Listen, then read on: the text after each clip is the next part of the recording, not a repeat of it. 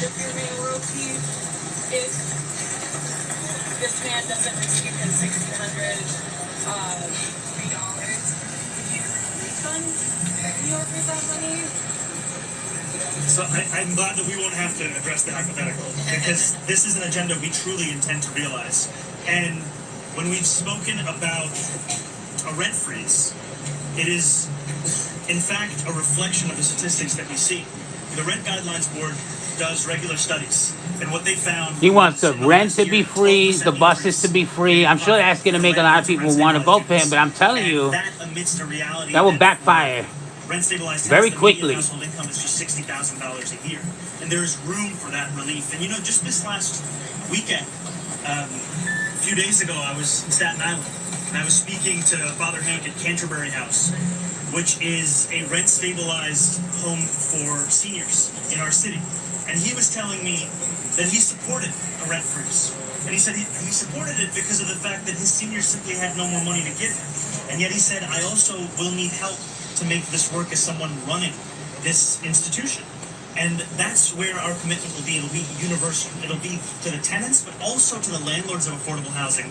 We will be partners in reducing the costs that they face on the other end. Because for many of these landlords, what I hear often is that the cost of insurance of these very properties has doubled in recent years. And there has been an initiative by a few of those landlords called Milford Street Captive that looks to pool that risk, to depress that cost, to make it more manageable to deliver those services. And I see the city as being a partner in both pushing down the cost of insurance, taking on a broken property tax system that often disincentivizes the production of rental units across the city, and looking at these Con Edison rate case and the water bill as ways in which to Listening here to New York City mayoral candidate Zohran Mamdani, but we are going to transition to listen to House Speaker Mike Johnson making remarks. Let's reiterate the simple truths of how we got here. Those truths have been obscured just a bit because the Democrats are in a relentless effort to spin the facts. But it's always good when the facts and the evidence are on your side. And I don't want you to listen to the arguments of politicians. If you're watching at home, I want you to look at the real facts. And I'm going to try to here in a very abbreviated summary manner to present those to you. And the facts are very clear. Okay, so the first fact is by way of reminder, how did we get here? Why is Washington tied into a knot right now? Well, I became Speaker almost 2 years ago, and I was frustrated, as most rank-and-file members of Congress are, frustrated about how Congress really doesn't work. What's going on, Xander Rodriguez? That's why people are frustrated about it. We don't spend money responsibly here. We haven't for many years. And the reason for that is because typically, how your morning going? The annual funding of the government, it's done in a back room. Literally, there's a deal made by the top 4 leaders in Congress, and that's hoisted upon the members, usually showing at the end of the year, government shutdown in an omnibus spending time bill. so far. Sometimes the bills are thousands of pages long, and it's always said that few members have fully read it or understood it. That's largely true because they weren't involved in the process. So when I became Speaker, I've been doggedly determined to make this House and the Senate work again, to do right by the American people, to get the process, to rebuild the muscle memory, to get back to the way it is supposed to work. How do you feel about this situation? Congress is supposed to carefully deliberate over 12 separate appropriations bills every year. Why? Because we divide the spending of the taxpayers' funds into 12 categories so that everybody can go through that. And all the elected members, the duly elected representatives of the people, can come here and have a debate and a discussion. We do that through the Appropriations Committee, they're the specialists on it, the members of the House and Senate who work on it around the clock, 365, every day of the year.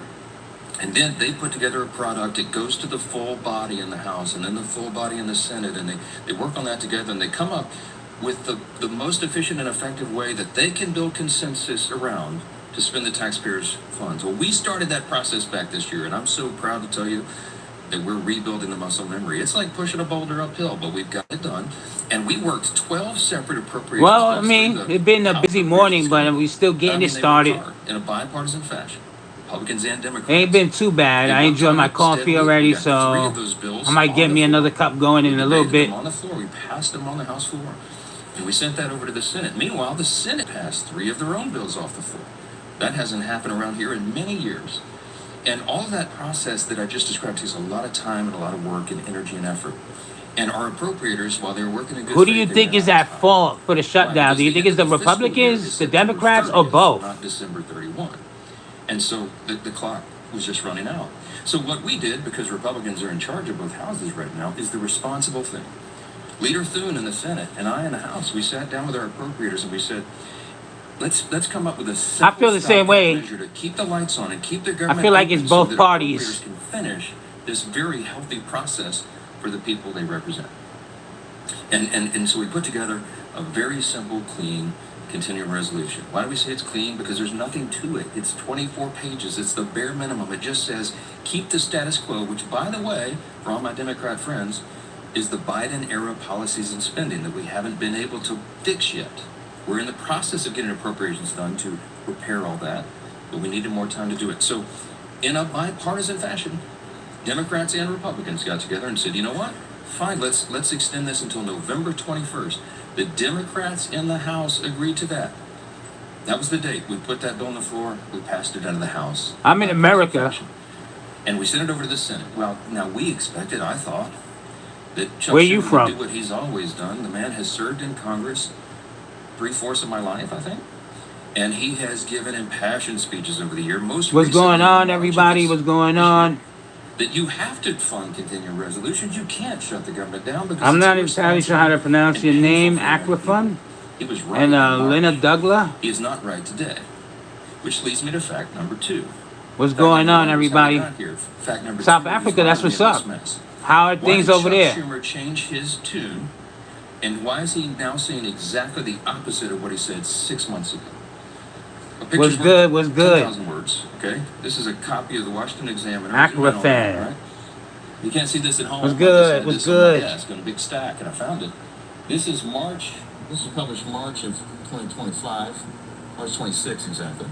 It's a picture of Chuck Schumer looking very upset, very angry, walking out with a box, and all the House Democrats depicted their character, saying that he's an enemy of democracy. Why is he an enemy of democracy? Because the far left base in the Democrat Party has turned on Chuck Schumer because he did the responsible thing and kept the lights on. Why? Because they want him to show a fight against President Trump. So Schumer doesn't want to be in this situation again. So he said, my gosh, he got his staff together and he got the far left wing of the party. Crime up over there. Sorry to hear that. Crime So they is created a red herring. up in a The lot red of herring places is a right now. distraction. Stay safe out decided there. that They would pick a fight on health care. Let me look right into the camera and tell you very clearly. Republicans are the ones concerned about health care. Republicans are the party working around the clock every day to fix health care. It's not talking points for us. You know, you can't get online and say whatever you want, but I'll say that I feel like the governments of these countries, even my country, seems to be letting us down and pushing for violence instead of peace. And I think that's why we got a lot of crime as well. I have lots of ideas to do that. But that Aside issue from a lot of is for other debate things. in the next 3 months, it always was. We have members working on that. The tax credit, the subsidy you've heard about that expires December 31st, there's a lot of thoughtful debate and discussion that has already been going on about that and will go on about that. But that's a December 31 issue. So Chuck Schumer is scrambling. He has to. But for everybody that's dealing with anything really, I hope y'all stay safe, all right? Thumbs up for everybody out here. To all of you, that is the issue. All right, Xander Rodriguez. It is not. Later. Those are two totally separate things. Have a good The one. clean continuing resolution would simply keep the lights on so that the members in the House and Senate can have those debates on healthcare. We were always planning, and we have lots of ideas on the table on how to fix it, but we don't yet have consensus on it because it's very All right. complicated. We have I time to appreciate do the it. About conversation. October is a Later. critically important time for us to get the House and Senate working on that very issue, but they're delaying it because they needed a red herring. So in his desperation, get to fact number 3.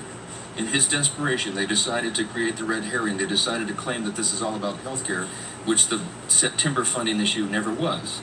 That's a December policy issue. He tried to create it as a September funding issue. And in his desperation, they hastily filed an outrageous counter proposal. It is a wild wish list of big government liberal nonsense that we can't do. Their priorities that they crammed into this. Now remember, a simple 7-week stopgap funding measure, the SEAL, that we passed out of the House in bipartisan fashion, was sent over. And Chuck Schumer filed a counterproposal. Now this is his words, not mine. These are not Republican talking points. These are the facts. 2 exhibits real quick, because I've shown you before. This is page 57, an excerpt of his bill, section 2141, where you see right there that they want to repeal the health subtitle of the big, beautiful bill. Well, they're not showing it on screen yet. Republicans got signed into law July 4th. The Working Families Tax Cut, we're so proud of that because it has so many amazing things for all the American people. A marquee piece of legislation. But among the most important were the reforms that we did to healthcare. Why? Because Medicaid, for example, is broken. Medicaid doesn't work well. It's underfunded and it was full of fraud, waste, and abuse. And we took our opportunity to fix that. And we did. So what did we do? We went into Medicaid and we said, we got to stop the waste and abuse. We got to make sure that illegal aliens Just swat these lies away. Medicaid is intended for U.S. citizens only, not illegals who break our law and come over the border. And we got to make sure that young, able-bodied men who do not have dependents are working and not riding the wagon. Work is good for individuals. It's good for the communities they live in. It's good for their own well-being and for the people around them. And so we said, don't sit on your couch and play video games. By the way, also not a talking point.